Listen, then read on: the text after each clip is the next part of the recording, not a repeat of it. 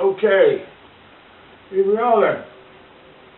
It's 15:27 on the 17th of October 2014. I just wanted to record something before I got out of these dirty clothes that I've been wearing since the 18th of September. That's a bit of a long story, this.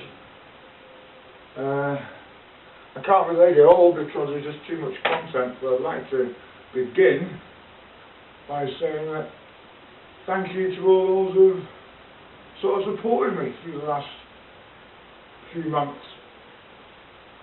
The actual journey, I guess, started in 1951, 4th of July, when I was born, allegedly. And then, you know, things happen in life, and here I am, 63 years old. Not very well now. Very tired, very weary. Still got spirit, still got fight, still got intent. Good intent, I think. It's totally unrehearsed, as I'm sure you can tell. Just make it as we go along. Anyway, this chapter, I suppose, began on the morning of the 18th of September this year, when I left Chepstow in South Wales, United Kingdom, Great Britain, to fly with a friend called Malcolm Hicks from London Heathrow to Toronto, and then from Toronto on to Detroit for 2 days, and then had ongoing tickets to Seattle to pick up a boat called Dreamweaver. I should tell you a little bit about Dreamweaver. She's a Van der Staap designed 41-foot ketch, built in the UK about, it was actually in 1979, which is 35 years ago. Now, I had a contract, gentleman's agreement with the owner of that boat, which at that time was lying in Anacortes. I'd researched, several hundred. If I said 300, that may be pretty accurate, I don't know. It's a lot of boats. And I shortlisted it all down, I thought and researched. I was in the UK while I was doing this. But it wasn't so much the location of the boat, it was more the boat. And I found the perfect boat, in my opinion, to do a non-stop circumnavigation of the world to commemorate the 50th anniversary of a wonderful chap called Sir Francis Chichester, who in 1966, 48 years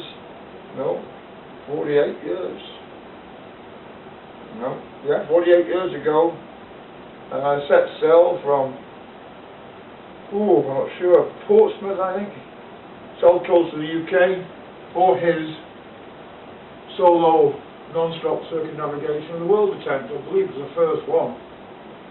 And he did it in a boat called Gypsy Moth. Specially designed boat, designed and built for him. Lucky chap.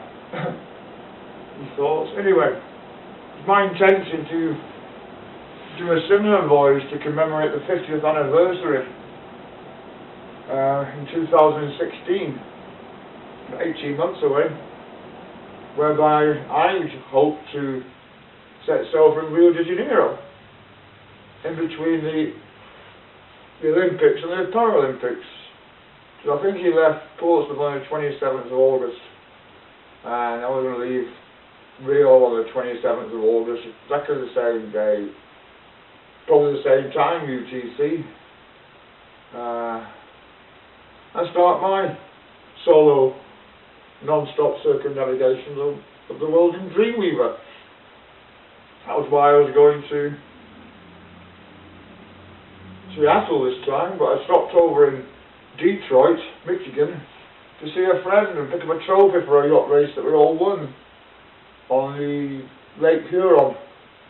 called the Port Huron to Mackinac race. It's sponsored by a company called Bell's Beer. Anyway, that race was back in July. That's when I came over to see Gene Weaver and arranged with the owner, Mr. Fred Kaufman, who was a retired US Navy commander. And we agreed the price of $70,500, all agreed in writing, deposit paid.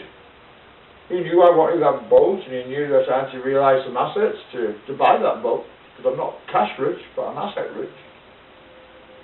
And I went back to the UK to realise those assets through my bank, which is Barclays Bank in UK, and they told me no problem, it'd take about 6 weeks, which is okay, they have things to do anyway.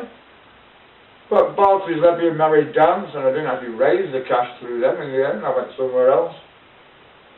So we were flying back, me and Malcolm Hicks, to Seattle, where the boat is now lying, or it's been sold, because when I set foot on American soil, shortly after that I was told that the boat was no longer available to me.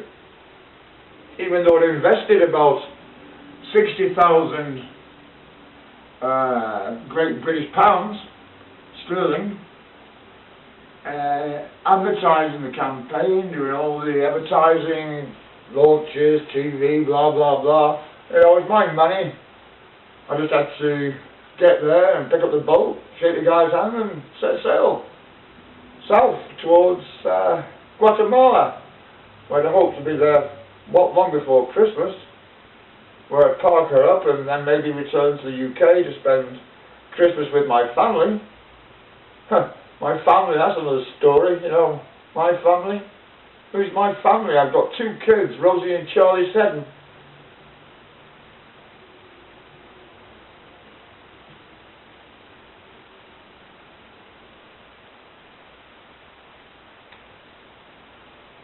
They're my family. And Rosie, my firstborn, is 17, I think, coming up in November the 10th. I've not seen her for 14 years or more. I know, it's pretty hard. Anyway, every cloud has a silver lining, so they say, and I live in hope that one day she'll see her dad, me, Keith Seddon. I've got a son called Charlie, and I've been seeing him. I think I saw him after 12 years. Re-established contact, having spent, I can't remember, 35,000 GB pounds sterling to go through the courts to win a legal battle to see my children.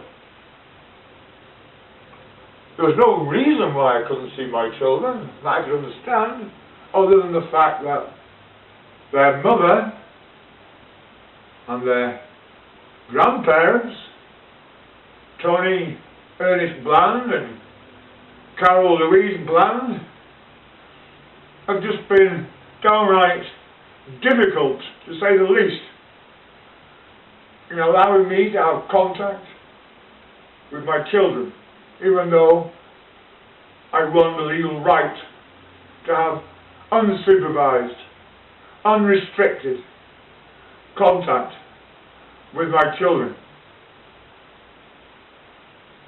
I'm going to stop there for the moment. Sorry.